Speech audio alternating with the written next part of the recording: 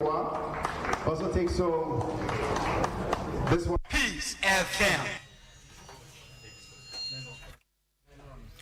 Peace 104.3. We are more by the station with a vision. Peace 104.3. You're from it down Kwaku Yeboah. You see text line 0246 560 0246 060. I will text you. I drink and be go.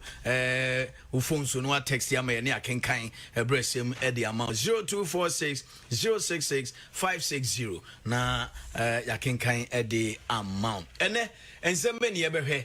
Ghana Premier League no they are bury yet. And penny focus in Konya ye proposal for autonomous league. Na ye be say the previous season no. There na ko year as ye twaso. There na ko year. Any currency so. And then generally, how do we improve on the quality of the Ghana Premier League? But the entire year so Yensaka phobia. Accra had to folk say we shall build our foundation with our colors red, yellow, and blue. Yensaka has to folk place Brudona Eoha and Omokasa Mafonso and Oparinso Abekayensa Eoha. They are the FA Cup champions. Back to back. Na mbedi nkomo former Black Meteors player. He's done so much for Mother Ghana. Also Kenya ho ha. Ye beto to adwene edi nkomo. But answer na meko players in this one. Obari. Akwaba. Na coach board move as mu jan kwan na. Well, coach board say ono anodi ebo last match we ya. Say I no can say our national under 20 camp or yan ejuma. As a coach, no, all to an edumaso under 20. Oh, okay. Because Matty said, Nyawonya Hosi, Mukoch in Dion to me from Africa, and I'm saying, why shall I see him say agenda? Buana, I say, Jar soccer crack, one tree. Down me, Nyasho say, agenda. Was it Obibia or ne view? Yes, now Obi expressing opinion, it doesn't mean that not there's any panel. No, it doesn't mean that. Oh yeah, sure. Because any packet has of folk in Ghana football. Into on Kasakeke. Because I say, okay, coach in the Abasia Pam, Yahudi can go Kase. Yahudi can go Kase with Yamwa. Not debate to start here near Janquai. That means you this.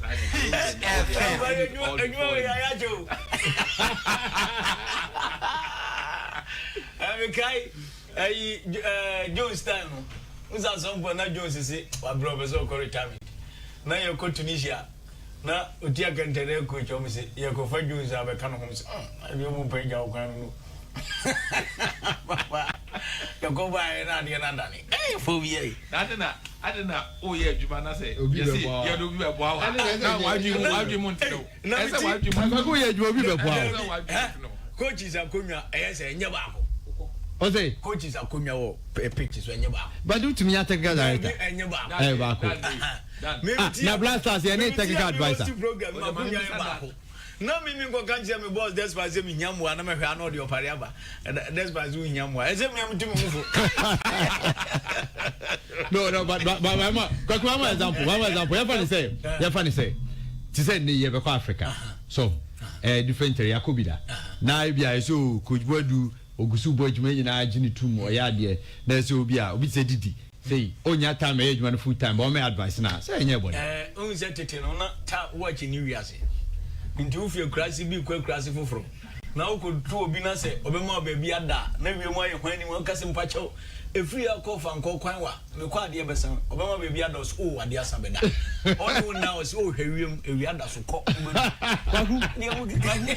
Kwaku say we coach wa na o beto technical na eta wo ho a eye but who ye adwuma na na say Kwaku football me no be e na me ka cho say o ba beto no ho no mu dade a fine but what ba last season coach buy no first round obebo one match adwuma group no be one first round last season first round obebo one match ye dey wa for 4-1 and on starting second round 17 good matches on obo ni na and dey double no I started Africa 3 matches obo home o win ni na 2 ni mienu and 1 ni baako okwa away 6-1 and 4-0. I'm about 34 matches every league there as a board member. What you want to say? On to me, I Chibushi my club no. No, need to give up. What in the opponent coach?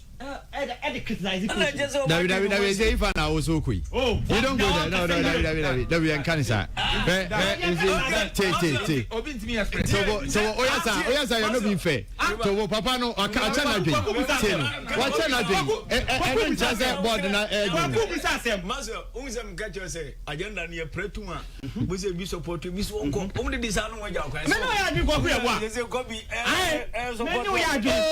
Now, because me no tell my catch say, me support this ever farm coach Bodu. Me support this say man fine. But me dey say, me Ubi Samia, if you ask me my personal opinion on this, and they say, Coach Bodu is doing well. But if you ask there, nipa area there now fi say bia at certain level no, obi be boa na nye boni. They say they all category director. Me I've even suggested some of them. Me nimpa info bia kasa say, obi say did drama di on free right to dream. My house, me adwuma permanently. But Africa na ye be ko no, obetimi aboa yin. Because Africa we've seen, I mean on the local scene yes young boy do, but Africa is a different terrain. Which one by boy? I mean that one in chance will be by Pamano Edenaba. So what I say, I mean I sad time here you hui. Me feel say Cassie is a coach and you ya MY because I was say is a boys Mr. Mo I'll party some top 6 1 moving free. Mama boys in the home. Mama home. Because the last season, I don't see how maybe a man for answers our question now. Okay. And them say oh there. But Matthias, but the person say last season your boys no Oma home. Your boy fake up ni year no. Oma home cry near the Kobo Africa. I affect them seriously. So could be a thousand now can have very debatable. No, Africa, your calendar is a very relaxed calendar. Someone go Europe competitions for a season. Matthias, but do him say, Omono conditions near Europe, no, some of the country. And to say, only player a Morocco, not now go far.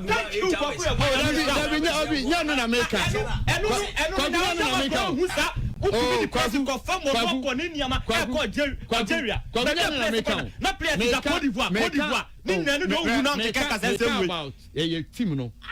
domestic competitions boy. Many players they will tell you.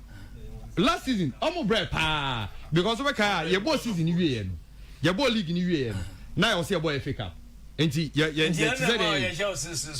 No team, your boy FA Cup I'm saying less than 3 months, 3 weeks. Now I say you Africa. Boys no Africa na yekoyen has a full coin. Obi enim say Ghana your league standard because of lack of investment. Player quality and dream fountain of Africa. But we are not to Kenya. Koya move as go be Morocco. I know they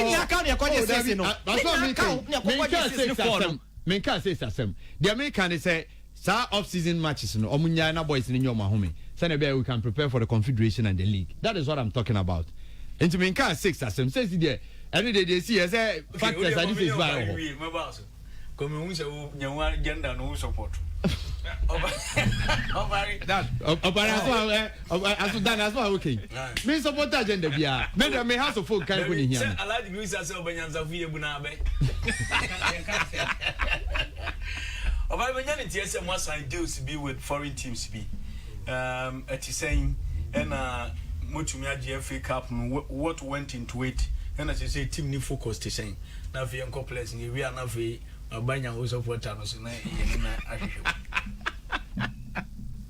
that me that I say then the partnership with the clubs no yes see Common Value Club Alliance are 2 other clubs are signing Cincinnati from the US Major League my side and then Hoffenheim from the Bundesliga. Also, signing. Under the partnership, it involves a lot of Niama Bibria. All the 3 parties will have a lot of benefits. You find when it comes to technical know-how, because we have to admit that they have developed their football very well. So whatever that's Abu Oma developing football, whether in terms of the direct technical know-how, in terms of equipment, in terms of whatever, then we will tap into that to also make sure that we get that benefit as well. And also the progress of our team. Oceans were So over other areas like player development, yes, it is also an area that we are also going to invest or benefit under this partnership as well, because player development, we are footballer, that is the central point. Once you are able to develop the players very well, I know now being and yes, that's a you should play a 1-2, 1-2, 1-2. Then you have to continue to be changing. We want to make sure that our academic system will be able to develop players very well, to be able to feed other teams as well, and then support the growth of Ghana football as well. Between these three clubs, we are looking at coming up with a lot of Nyama. Let's say it will be the first of its kind, because in the partnership itself, it is the first of its kind. The benefits that will come, everybody will have to see it. It doesn't also have to be only say benefits, has a benefit.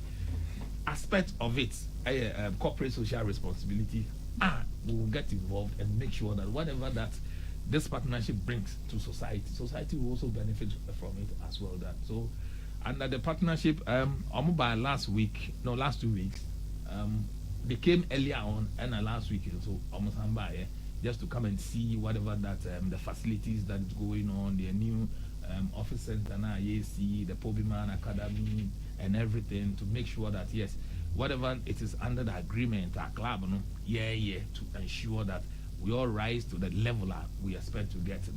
They were here, they were very much impressed. Under that partnership, Nan and they Salim, Ofia Dubiasi, Ediba House of Folk, and Nona Ebia Quindia Man, FC Cincinnati. He's been transferred to them as well. So we are hoping that others will also follow to all of these two clubs as well. Okay, America for said Cincinnati.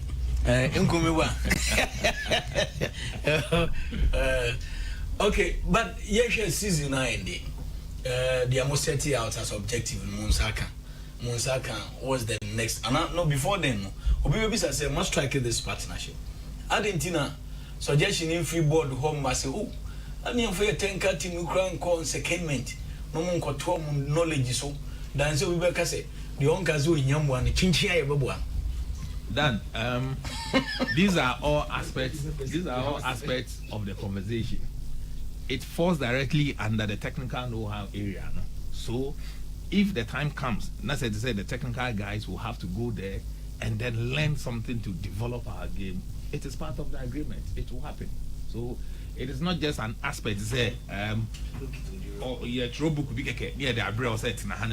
you have to also go and feel the learning that you are learning. Oh, okay. And come and impact. And it is part of the general agreement. It is part of it. Yes. Okay. Yeah. Let me be said. The Amudisi Manusu this season on Sakai. Now on Sakai, going forward, what is the objective? Dan, Obesha defending champions, Premier League, defending champions, FA Cup, and you say defending champions for the Super Cup as well. Nyamiadom, when we started the season, it didn't start as perfect as we wanted it, but along the line, team no able stabilize up to the period that we ended. Yet team defend the FA Cup not successfully. The addition has been that we won the President's Cup.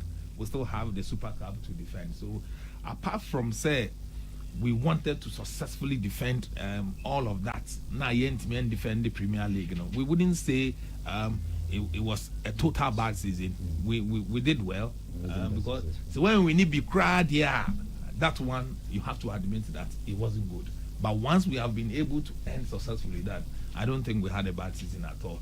Despite all the injuries now affected a lot of the players during the season. If we have been able to go through and end successfully this way, I think that the players and the technical guys deserve a lot of appreciation and commendation as well. We don't also have to forget all the direction and the support from the board, especially from the board chairman, because at this part of the world, Orani team, it is not easy in financing clubs. It is not easy. It's a team it is not easy. But to be able to run and make sure that everything echoed through successfully done, I think that we have to praise him for the good work done. Now will be the direction. The direction is that foundation now you set and another foundation now you building. Where we want to get to is that following season, yes, start here. Going forward, we have to be consistently positive in terms of good results, and then be able to get to a better level than we have been in the past 2 years. Meaning that now, it is good foundation that the team is building. We have to sit, or we will sit on this good foundation and make sure that the construction of the new secretariats, the commercial office, the Pobiman Academy, everything put together, making sure that we have a springboard so that the following season will be consistently positive. Oh, okay. Oh yeah. Toby Afede is doing well. Mkradia Odias Gashi Kwadi, I'm a feeling pa. Kogana Yeniska, Ubian Fan Diam from Koyakwan. I am the pop. Yes, will be discovered to my near Canada. Senator. My GG will be unfriendly and running on Boma Basso. Now, I don't know how to folk a lucky supporters involvement. We had the role of supporters in the past. ICCC, they've been a bit relegated to the background. And I go one man show, me and I media Mupa call. Then I mean, not sure say one man show, me and I may Mupa Mumbra, not a Mupa Munko. I am saying this because if that Nanke issue now, Inca, he wouldn't accept that. You hear supporters liaison officer. You understand? Once the introduction of the supporters liaison officer, you advertise that you could be a man running that position. It means that he thinks very about the supporters. That together with the supporters, you can't do football without supporters. But will you admit that supporters' activities are conform? I know what I'm talking about. A lot of factors and our supporters' activities are conform. You get it? A lot of factors. It is not only say Obeka says supporters don't go to stadium, so that is why activities are conform. No, I'm not even saying so. Yeah, let us look at why in the first place supporters don't go stadium. Let us look at why in secondly, say previously it was very easy say open information. You have to come to Kobe on a specific day. That is when they were having their meetings. Apart from that, only information if you and as a as a chairman and all the information in the mouth. But now, information now, or either the chapter chairman or the NCC chairman, answer no crap or better no supporters no crap is information in that. So when you invite them, it is going to be difficult for them to come and listen to the same things again. That is why Obi Obeba as the liaison officer, you have to liaise with management, the NCC, the supporters, everybody, and make sure that all of these aspects will close the gap, and then the support will be much more consistent than in recent times it has been. It doesn't mean that the supporters are not doing their part. No, everybody is doing their part, but we can always do better. Why is it that supporters rep on the board or resigning and one replacing? Well, if the supporters board on supporters rep on the board, it is his own decision. You understand? To step aside. That one you can't hold it against him. Not at all. I'm only talking about replacement. For his replacement. Yes. Yes, Dan. BBA will be so that the supporters will get a rep at the board level. Yes. Dan BBA will be no. Season right? So every aspect of the thinking that goes into every decision again, I'm sure what you are saying will also be considered. Okay. Dan. I'm interested in so party the PR was yes, come on. Say meso me NCC PR. Supporters in I'm kasama o mutimi so. Oh no, your supporters rep. Me supporters in I'm kasama mo. No pre woman say. And we've told them. Liaison liaison officer na ejuma. One thing that they should do for us, we support them. And they say also more replace because the slots now a war board no so no say be any personal slot then you panic say must step aside I say no a represent an interest which is the supporters base so what I say so if one supporter is out we should make arrangement for another supporter to replace him. Exactly.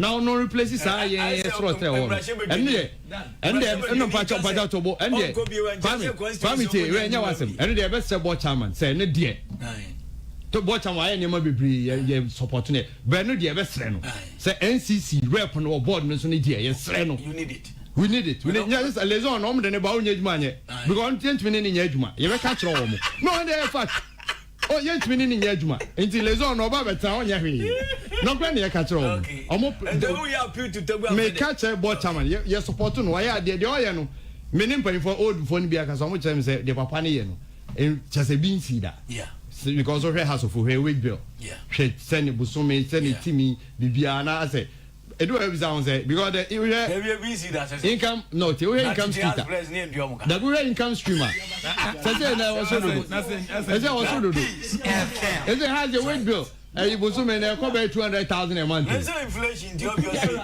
obviously that now rasum no yen say job we na nyina job so David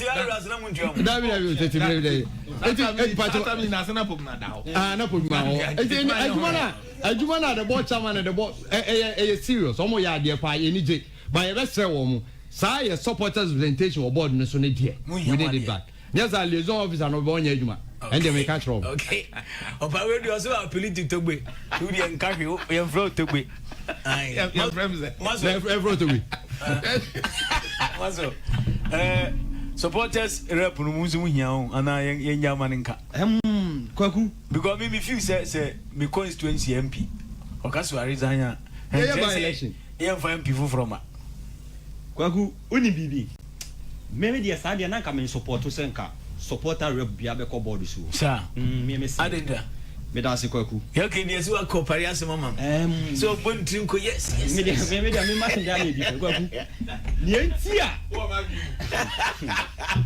you say your bontin ko no say yes akoyi wale ma mi entia me support to sadia ne say un say we are supporters na una da ya no board no ko come ho a decision bi obeku bia support to bi say oba no abecheche mu what went into the decision Kwaku jai he tam every board no so no na edu ba bia wa hu na ye supporters wa bonti no ye blemu no onema ne bebre ho sa de o committee untumi kasa na maybe on cheche mu ye o committee untumi enkasa na because ye hu niema bia na e koso ye team nima because me new kasa sat now say ye kase club na kasa management committee pa run day to day of club dey bi ni ho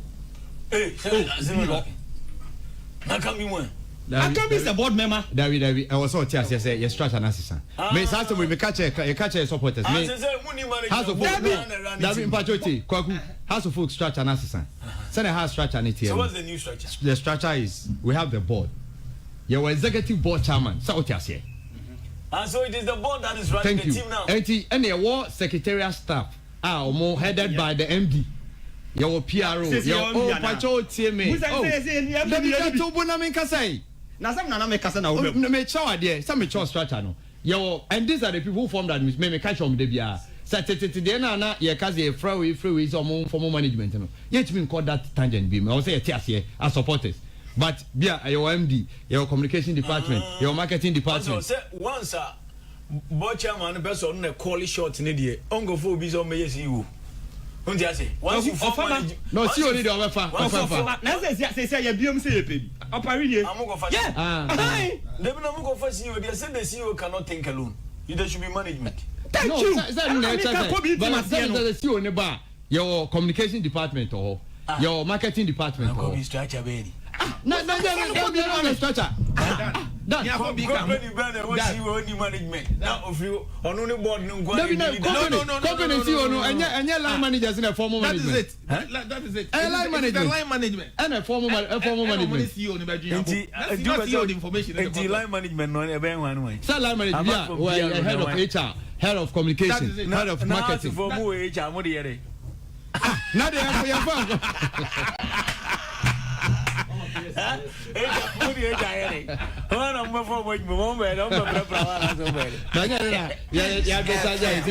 MD say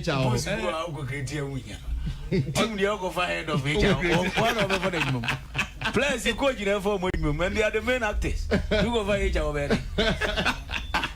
The young queen, the question is if I use it to be. I'm not being no.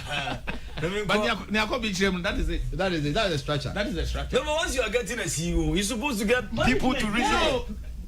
Some group in the airline managers. I said, you say, executive board chair, to be on or running as a management member and at the same time board member.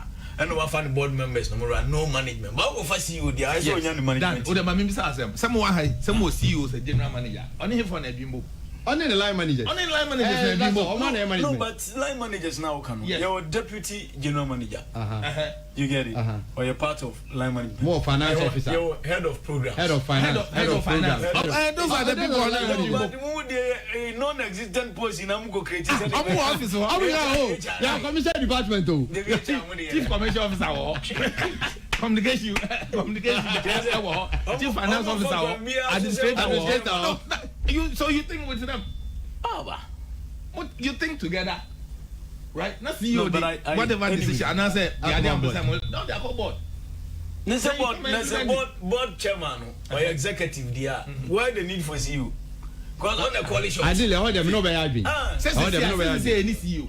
I know Muslim advertise. And I'm saying say any CEO. It's much any CEO now.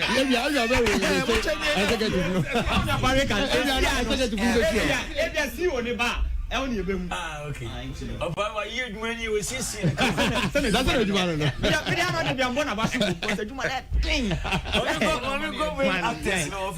For 0246066560 and then phobia D. How to folk. My boy, papa. FA Cup no. Became 4 years bia and so am fa. Someone in Kuma Yebida. Agwaba. Na bibia fine. Hey, the mpacho I must have piano microphone man go maintaining come here. Okay. Nkumpacho bibia fine. Yankopon adum bi. Oh, okay. Na I menkani say Ghanaian Okokan Nigeria for who say oh man come on Peace FM Barcelona new Real Madrid that said is a Ghanaian Okokan Nigeria for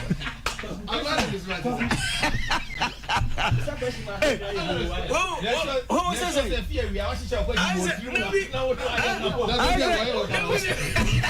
Who's that question now? Who's that question? Who's that question? I said Real Madrid no go Barcelona. That's all we have atmosphere to say. Yeah. Okay, what do you want me in Ghana, Nigeria? Barcelona ni wako Real Madrid. What to say? Nyame adum. Ndia me wode owe boko. Hey, what's that doing your vegetable? Oze juma ne de sanity. We okay, say atade na hye nsu kokko wo munti.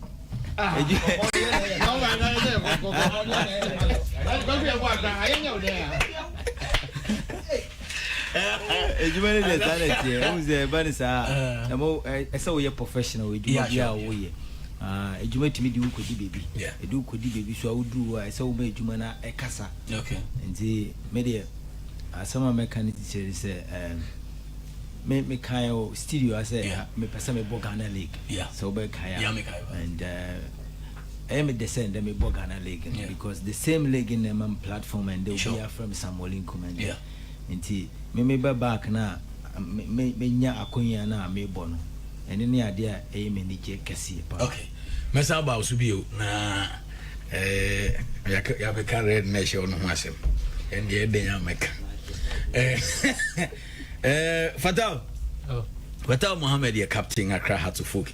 Akwaba. Josu. Yeah. Season now, Konewe, the Amudisi money so as playing body no. Officer Motimania. Yeah, it's me Bako. Bako Yantimania. Was not a percent defended trophies in Nigeria last season. Nanga of once and trophies. Bako to me free him now. I defended Bako. I mean, that is Yantimania. Hey, go with the Dibakuni and with the Dibako. Over to YouTube. Are they? So, which one are you? What are you? Nyamiadum boss. Oh, okay. But stage and me prepare. Because Bukazi is not believing in that principle. Bukat ba local league ni no players almost stage and one of our what is me on for no no polish so November Sam Johnson be a forward liner season end we had to full player if you say money so ade home nsakan say the capital di kan anke pe Turina but I'm bad yeah nasa because as a player be honest I don't say your boss season you know with my show made that be actually say or season kwa you know when I'm smiling at my achieve today we team say last year nya double no I say to me different nya double view yeah but nya pe ni nya me pe you nya FA Cup na maso ade na mbisa question na osisi ya ade cup league trophy ya baako nti o baako gi purchase baako aboka na wo agi last year ade se siwanu na siwanu na yodo ba bi se o say gi the way I obu so mo say na on pese unua bedidi 18 class league so obi ayo unua we yes no kan nya ye nua no o pese o single baako se unua o ka say munua no ka meti class no one of no unua but o single o say munua okay my single Olympics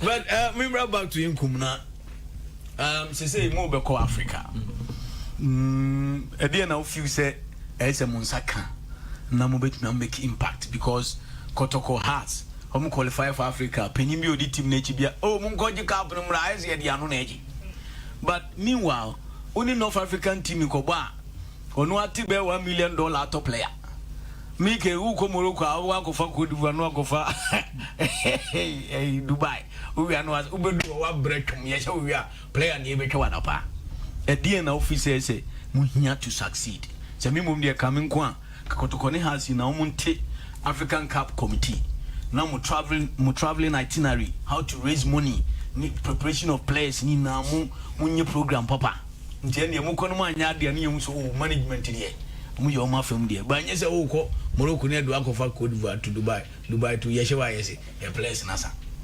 I think what do you expect as playing body? I think so we have to be very honest to ourselves. Ghanaian teams dey keke. Okay. To be honest. I say why upesa ukoko league now. There's a lot of things you have to sacrifice and do it. That league alone, a big exposure. One for your country and the league itself. Yeah. More companies. Yeah. To come on board. Yeah. But I say nya omo ombetime ebin kwa akwohwe bibia obeda eduane obi. Exactly. Any sanya manyama no. Me kai say ye ko Algeria Kotoko time. USM yene Kwame Usu answer time. Yes. Ye drew one before the warming up no. Ye hu say apple ni banana. They are no more injecting you. Yes. You know, ye fire. Within 10 minutes now, you can see say play their feeling dizzy. You know, they have the omu experience that game to the extent that they have their plan. I don't know bad no to win that. How much you me call dressing room say me call team sheeting. Me call no mark of a brand new boot a very referee say your boot not good change this one. Now me say na dey be Enti omu very smart.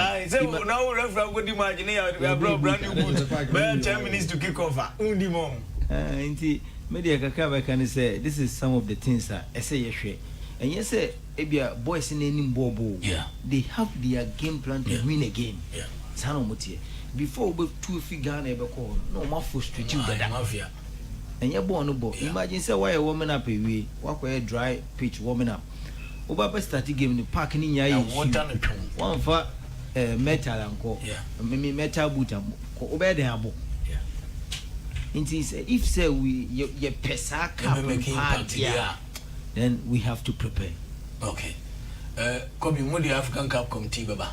Na nyese committee so mo. Question bisa media ka opa na ozo ya no. But the best like you are saying, and also appeal. And I'm the my board chairman anybody no.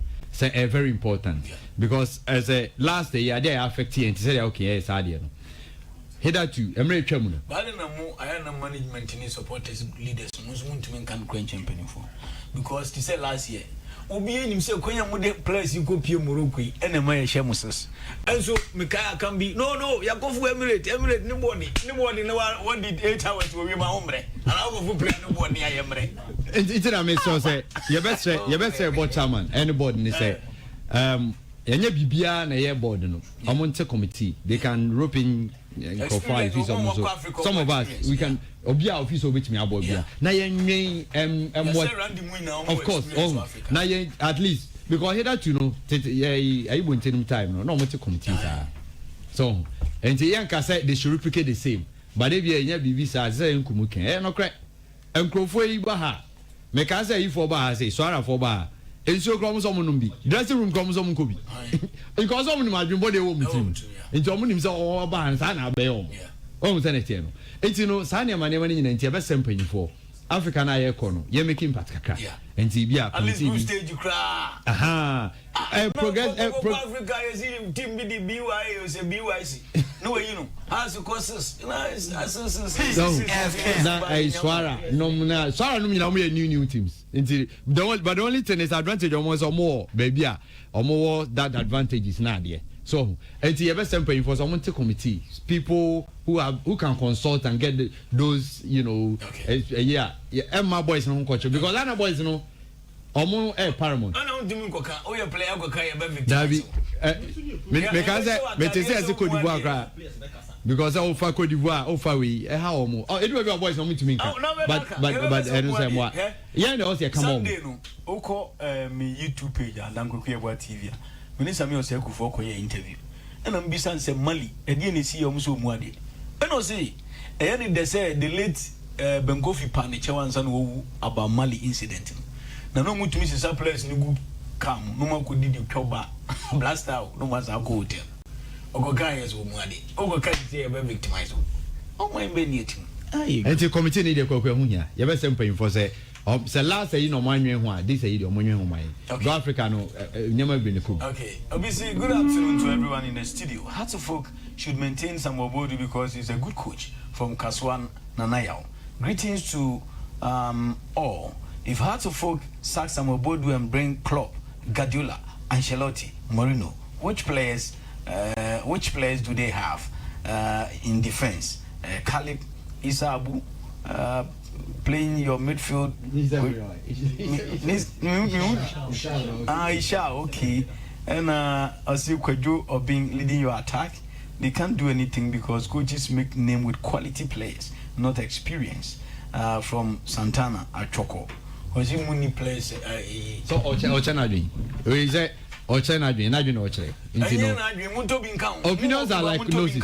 Oh, now but your friend is Barcelona. Nyamuna Mokofa, Pierre America Baba, and Nemos Apel Wandowski. Send your baby come. David, but more Kazan players now on in yet. I know I'm in because more players here and bomb yaji. He shouldn't condemn more. Okay, Capito. Then I'm moving here to make impact to Africa because about Africa, on mine, even though Kotoko has a rivalry and it's everywhere. So has Africa, Kotoko Pese or one mission. Kotoko Africa has Pese or one mission. But we should look at the broader picture. So has committee make impact to Africa. So the league, the image. And new players, and then I'm moving here. So they be moving to me deliver because. Moya huna ngoya muni management ombe kagumo so go kasa sisi e be kasa o muade enya ne ma pi because football na sian like ewie season no e bia e benya days kakra e ko akọ me about say preparation no say it me starting time because the last year no say yanye preparation you be say 3 weeks or say 1 month and sana enya preparation e go tournament so eno I say preparation time no so aka it me preparation in time player no obiani so no say obeduru sa stage no tin say nya good preparation and support nim say yebetima koya nim. Okay, good preparation and support into the supporters leader wa support there so nim say ndie ye be ho adwuma enyo say support oh David ye be support onim say ade ba kwa say ni say ade wa kwa say qualify Africa. I know say minimum sense is Asia, but we need to also raise something to support them. Send because Nina is Kasem. Oh, Nina is Kasem. It's a good job and congratulations to Accra Hearts of Folk. Watching you from Media NYC, Flexi Media NYC. My name is New York City, no Candia. Kutu 1Z from Ashanti Akim North. Watching you live inside my room, no size, Peace FM on here Facebook. Good afternoon, watching you inside Pig Farm. Also need the no. Baby a drone place no hand my main focus. Now what question be na bibia na what be saw because in some be wa a management a bit me yan go can be bra go I beg say hey I say man I go cut out piece kaka. Okay. We are one a PM on my gas opia audio no nyansa. Gagara the one. Eh tiye. Wa we fa because that as a protest no question be na omo de aba. That you be to me, was a gram in the opposite of it. Yeah. Maybe your Ufra, Yamicha, we share you who advertise February and Yuska. Hello, good afternoon. Hello, Dan Kwaku Yeboah. Maybe your dinner Casavin. Me patio coach Abraham in Kansani. Do one from your Purugu Sakapama. Me patio yet you. Adan, the bo Mabasoni to my palm, I think, sir. Ebwe Samuel Nku, Aye, and then also the colleagues, Fatah Mohammed, Kapitu Papa, I think, sir. Yamamumo, sir, Mutiati, MTN Cup, I think, sir, he did so well. Omoya, dear pa. And you're too familiar, the Ankai, and go for being anybody pop. I no cry because you move in your name for be topa I will chrome ever house of folk. But I did about one make catch room and say, you know, for the past 12 years now, and young man said I'm going from my house of folk. Yeah. In terms of Africa, in terms of league, you know, and last year, 20 league. It nearly said this year, so between defended. Near say between Jatuasumi and Sakra. But it's not impossible. With almost time, and all. I am my own answer.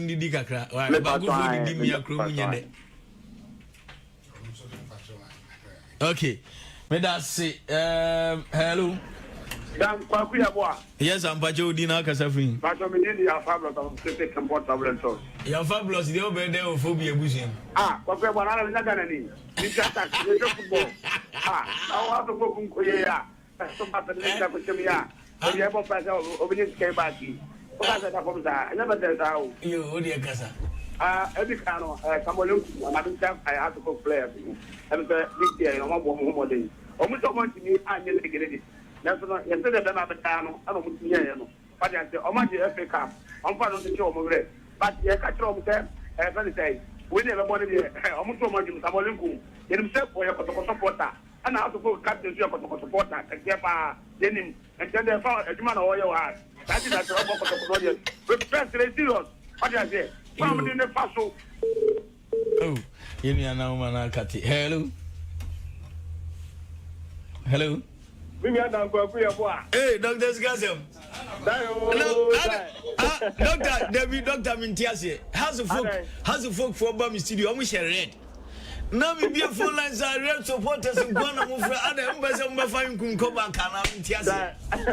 I'm in Jacking for travel and John. I'm in Jacking for as good not on this and Philip Center Plus. So much you say. Now we have to be able to Adibia Kotoko, and switching Bibia or Ghana. What's the house of Kokopona at the hole? And so Kotokopona do me to a corner of you. We just say, you're big, you're so papa. And the house of Kokopon, all the empty pick up room, did the power of Muyano. Some people say, somebody could say, hey, Inkum. Them pick up from what I'm with the air and actually give me a day. No, they are going to promote a president super cup. Now, your bedroom say, yes, yeah, Kotoko, no, come up and about personal. A good judgment, you young one, you better about some pick up no marginal. Then I show me, you know, no more than yes, papa, but where you bet so much, most I feel they are so much. Only you for your bye. That's chance answer my family next column. I bet come say, has one and I was war patcho. Ye Ghana. Sir, as was one day never court. I was one young good do court to go patch over. Kwaku, Albert issue, no. And yes, or transfer crime yet nako. Or also on course or patch order dada. Because as someone calling in Sobia. Ogi a team no fee. So to me, say, yeah, I you match. Yeah, first match. That's not become kind, no. Maybe I'll not narrow it down to how to focus na teams or mention one. I don't know, man. I guess young can crunch here. We say a leg no chrono. Neon to us here now. Obiko Kapi say, hey, what was you? But we are there match. Yeah, more first match. Has your more first match. Apology. I see. I didn't even think. I see. I've come to the realization that the interview I granted an FM station in Sunyani recently has generated a lot of controversy among the football fraternity, especially the clubs whose names I mentioned in the said interview. My intention for granting the interview was to contribute to the discourse of the alleged match fixing in the Ghana Premier League and the serious effect it causes in the football industry. Exactly the point. Okay, unfortunately, in doing so, I made a sweeping statement which affected the sporting integrity of some club and some matches of the just ended Premier League.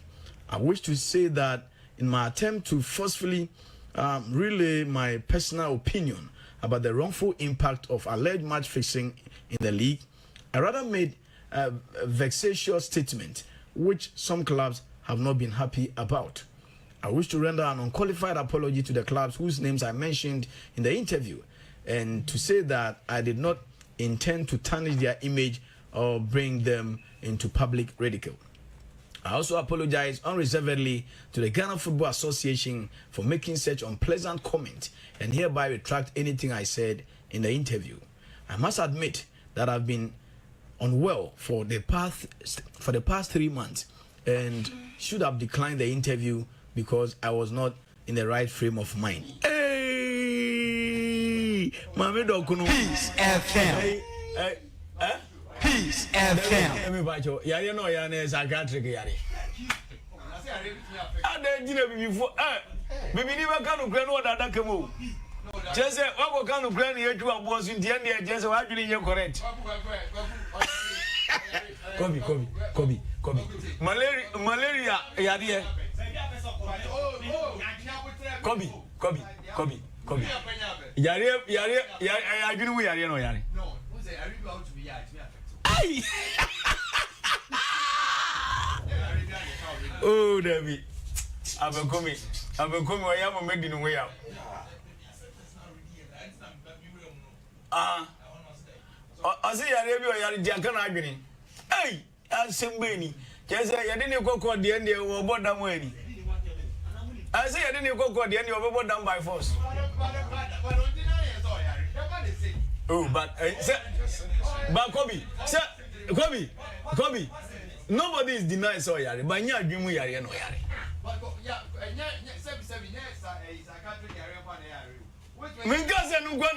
But as him no can there, I didn't know the kind. You guys are yari, and there's no I been here tomorrow at Tamakasana. Hey, question. Abba. And it is a quarter FM. Asa. Not now, church and asking more money. We are doing a go who's a church and asking woman.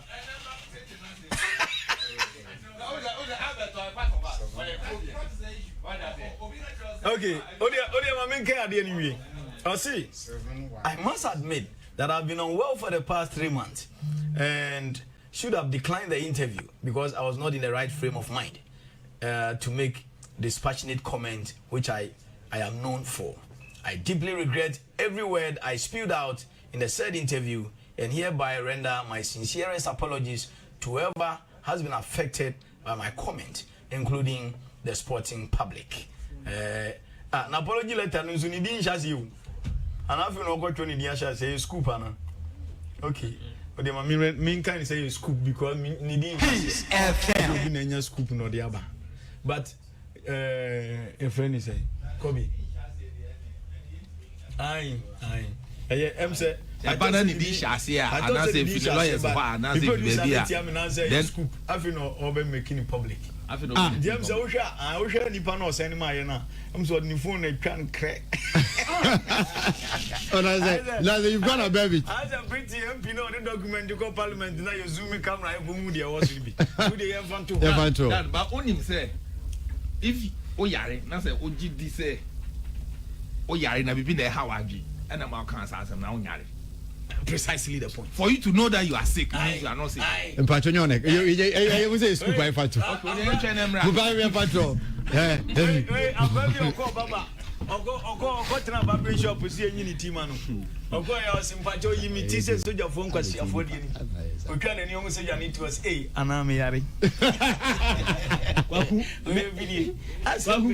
media so be patch up and ho be me wan be me ya yenti ameka sa ni say Kwaku interview ni nsem na metie ye no ye no cry ba ko pe this season ya Aston Villa assign on Man City assign contract Peace FM. Man City to me J League na obema discuss last match 38 matches in England last match Man City 50 million Man City here win not that J League no Aston Villa 45 minutes no lead 2-0 70 minutes still 2-0 if 70 e Man City et take no e win 3-2 and no dey say come back e ba Ghana ha say face match etinu abekomia experience ekuta na why adwuma we ache no tuma ye bold about 4 teams di including me ankasa me team me eda last week Sunday ye nya out na Accra Sports Stadium me hwe match ni bi wa bo me team ni di aka ho say FA42 nsafo no akọ o evidence ni ABCD way no matter that's obi ha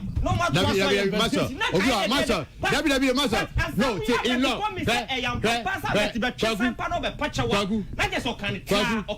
na me kan in obi ha ono asem no kan no ebi a onyina we so onyina we so the letter remains unsigned nti me fa nto nti me pesa obe ye no wa kan asem me pacho answer be chia no mami nka say anti Lizzie Lizori unze on my adwanidi eba Thursday say on my adwanidi on the adwani about until is a channel Santana Market here anti Lizori restaurant anti a church until is Phillips and then go for you now I'm in first of one Nelly phone to me Dr. KK Pra mi chechi omu na la first of all an review for omu na for mo se ba we tell this sport we tell ba we tell Dennis na we tell me age ma hotel Kwaku ma me nwi ho me age ma hotel ba me tell Dennis first of hotel na kwa ko bi te aba say material house dey ni ya o dey say Mamincha kotokona mincha margina amunyina Festus Lazy and afi Kwaku for black mincha amunyina boys mincha amunyina okay egum can we just support briefly metamaso yes yentumi enko abra yenchie ye Ghana for nyina echi omunyina echi ha supporters echi omunyina and titire ade we dey koma eye Ghana ekoma eye nyina Ghana yen ye football ye dia ye wa me kwa minitam kam be ka say GFF no ye league mu essay sometimes ye ka say Ghanaian players no mo abrocho me ball league ba wo bana perform kura national team ye ma wo chance adenja Kwaku one crossing na oye ye no me friend no measure crossing pass tailor measure Caleb oh this should go inti bola babara ma boy inti nku won to me mo o say me tell any me designer I don't say me busa ma boy inti nku won to me mo blaster two no to me more enya drop Sam cross the boy do say no adwuma ho ena muzo won kwai you be aka so thank you me that's pa but that one message you sorry so that kakaba can say etia has for fast na ara etia Ghana for nyina say edamwasi from the one omuta echi na mere mko yi omuta echi until never ko yi ma nyina nyina okay omugusu nye sama so day in day out e we ka hada so that we continue sir Richmond boss ofa kwanya was na mbo the technical team na baso koma adwuma yebre this season we na misa mbo equipe coach so very can point so baso because when you great impact of my career and aboa me and me then I say na yɛda supporters nyinaa ase ɔmo ntɔ nkɔ so ano ɔmo nta yɛkyi. Okay. Yada say Samuel Inkum Ayebida. Yada say Opare. I know your Opare birthday. Belated happy birthday.